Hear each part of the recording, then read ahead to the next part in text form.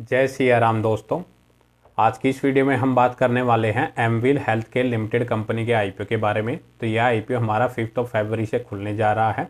कितने करोड़ रुपए का कंपनी इशू साइज लेके आई है, उसका प्राइस बैंड क्या रखा है, कंपनी बिजनेस क्या करती है, उसके फाइनेंशियल्स कैसे हैं, वो प्रॉफिटेबल कंपनी है या लॉस मेकिंग कंपनी है, इस आईपीओ को हमें अप्लाई करना चाहिए या अवॉइड करना चाहिए, और कंपनी के आने वाले टाइम में क्या फ्यूचर प्लान्स है, कंपनी मार्केट से पैसा क्यों रेज कर रही है, इसका लेटेस्ट ग्रे मार्केट प्रीमियम क्या चल रहा है, और अगर हम इस आईपीओ को अप्लाई करते हैं तो कितना लिस्टिंग गेन इसमें मिलने की संभावना है।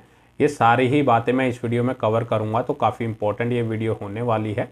तो लास्ट तक वीडियो को जरूर देखिएगा, लेकिन उससे पहले चैनल को सब्सक्राइब करके बेल आइकन का बटन जरूर दबा देना ताकि लेटेस्ट वीडियो आप तक पहुंचती रहे। इससे पहले अगर मैं आईपीओ की डेट्स की बात करूं तो यह आईपीओ हमारा 5 फरवरी से खुलेगा और 7 फरवरी के दिन क्लोज हो जाएगा। 105 to 111 रुपीज़ पर शेयर कंपनी ने इसका प्राइस बैंड रखा है। एक लॉट में कंपनी आपको लगभग 1200 शेयर यहाँ पे ऑफर कर रही है।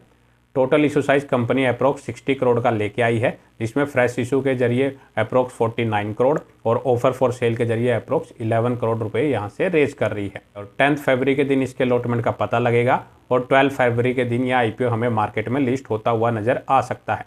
रिटेल कैटेगरी के लिए इसमें 40% का कोटा रिजर्व रखा गया है। मेनली 24 करोड़ रुपीज़ के शेयर के लिए हम इसमें रिटेल कैटेगरी में बीडिंग कर सकते हैं।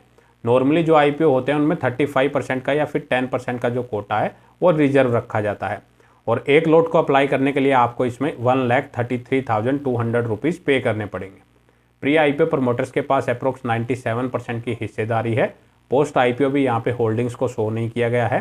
तो अब बात कर लेते हैं कंपनी बिजनेस क्या करती है। इसकी जो स्थापना है 2017 में हुई थी। कंपनी का जो मेनली बिजनेस है वो कॉस्मेटिक प्रोडक्ट बनाने का है। कॉस्मेटिक जो ये प्रोडक्ट होते हैं उनकी डेवलपमेंट कंपनी खुद करती है, फिर उनकी जो मैन्युफैक्चरिंग है कंपनी वो थर्ड पार्टी के थ्रू करवाती है।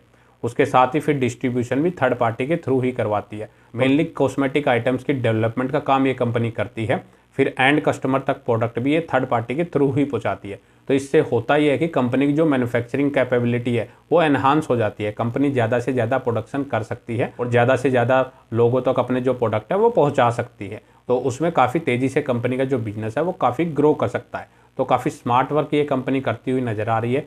मान लीजिए 100 रुपये का कंपनी कोई प्रोडक्ट डिलीवर कर रही है, अपने कस्टमर को बेच रही है, तो उसमें 10 रुपये कंपनी ने डेवलपमेंट पे लगाए, 20 रुपये प्रोडक्शन पे और 20 रुपये उसकी डिस्ट्रीब्यूशन पे या अदर जो मेंटेनेंस चार्जेज है वहाँ पे लगाए। तो टोटल 50 रुपीज़ कंपनी का इसमें खर्चा आया।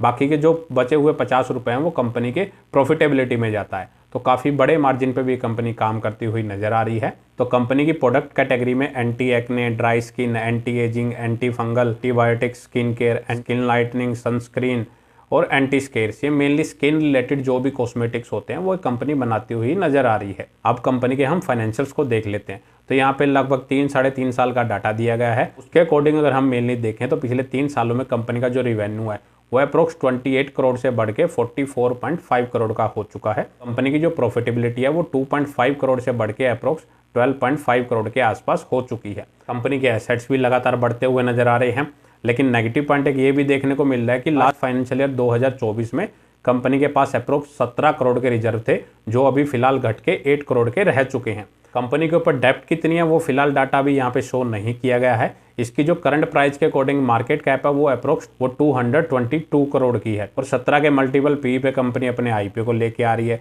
6.5 का इसका ईपीएस चलता हुआ नजर आ रहा है। तो वैल्यूएशन काफ़ी रीजनेबल लग रही है इसके कंपटीटर्स के मुकाबले भी अगर कंपेयर करते हैं तो मेनली अगर हम ऑब्जेक्ट देखें, कंपनी यहाँ से जो पैसा रेज कर रही है अपनी वर्किंग कैपिटल की रिक्वायरमेंट को उससे पूरा करेगी, अपना जो ब्रांड है उसकी मार्केटिंग के लिए इसके पैसे का यूज करेगी और जनरल कॉर्पोरेट पर्पज के लिए कंपनी इस पैसे का यूज कर सकती है। कंपनी का बिजनेस मॉडल अगर हम देखें वो ठीक ठाक है और उसके फाइनेंशियल्स भी काफ़ी अच्छे नज़र आ रहे हैं। काफ़ी तेज़ी से कंपनी ग्रोथ करती हुई नज़र आ रही है। 2.5 करोड़ से अप्रोक्स 12.5 करोड़ का कंपनी का जो प्रॉफिट है वो पिछले 3 सालों में हो चुका है। काफ़ी अच्छा कंपनी का जो प्रॉफिट मार्जिन है वो बढ़ता हुआ नजर आ रहा है। तो अब बात कर लेते हैं इसका जो लेटेस्ट ग्रे मार्केट प्रीमियम है क्या चल रहा है, क्योंकि उससे ही हमें अंदाज़ा लगता है कि लिस्टिंग गेन हमें इसमें कितना मिलेगा। तो करंट ग्रे मार्केट प्रीमियम अगर हम इसका देखें तो वो अभी फिलहाल 0 रुपये पे ट्रेड करता हुआ नजर आ रहा है।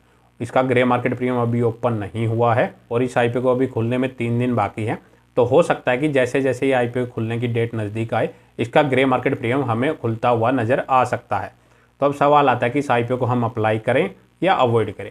तो बेसिकली पहले लिस्टिंग गेन के लिए हम आईपीओ अप्लाई करते हैं और ऊपर से यह एक एसएमई आईपीओ है तो इनमें रिस्क भी काफ़ी ज़्यादा रहता है। तो लिस्टिंग गेन करंट के हिसाब से यह देता हुआ नज़र नहीं आ रहा। बाकी लास्ट डे के दिन में 12 से 1 बजे के आसपास इसका लेटेस्ट सब्सक्रिप्शन स्टेटस और इसका लेटेस्ट ग्रे मार्केट प्रीमियम जरूर चेक कर ले। फिर उसके बेसिस पे ही अपना ये इसको लिस्टिंग गेन के लिए अप्लाई करना है या नहीं करना है। अगर उस टाइम लास्ट डे के दिन इसका जो ग्रे मार्केट प्रीमियम है 40% या उससे ज़्यादा चलता हुआ मिले, प्लस इसका जो सब्सक्रिप्शन है नॉर्मली 300-400 गुना या उससे ज़्यादा ही हो, तो ही इस आईपीओ को अप्लाई करने के बारे में सोचें। क्योंकि जितना ज़्यादा जो आईपीओ सब्सक्राइब होता है मतलब उसकी डिमांड उतनी ज़्यादा ही होती है और उसमें हालांकि अलॉटमेंट मिलने के जो चांसेस है वो काफ़ी कम हो जाते हैं, लेकिन उसमें आपको काफ़ी सेफ्टी रहती है।